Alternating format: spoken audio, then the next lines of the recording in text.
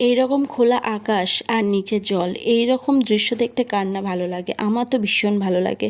So hello, welcome back to my channel. সকালটা শুরু হলো ঠাকুরকে পুজো দিয়ে। ঠাকুরকে পুজো দিয়ে সকালটা শুরু করলে দিনটা কিন্তু ভীষণ শুভ হয়।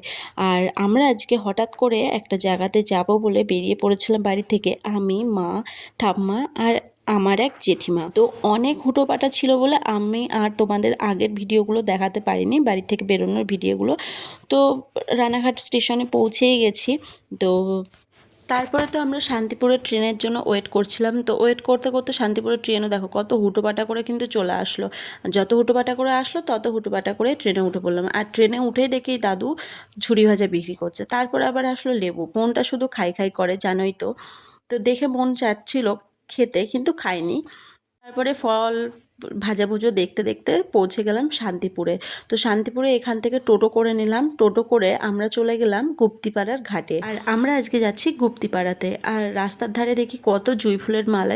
কেউ যদি এরকম দুটো ফুল কিনে দিত, আমি দুটো জুঁই ফুল মাথায় লাগাতাম। বাবা গো, আমার আবার কে কিনে দেবে জুঁই ফুলের মালা? যাই হোক, জুঁই ফুল আর লাগাচ্ছি না। তো তোমাদেরকে বলে দিই, শান্তিপুরের স্টেশন থেকে গুপ্তিপাড়ার ঘাটে যেতে টোটো ভাড়া নেয় মাত্র 25 টাকা।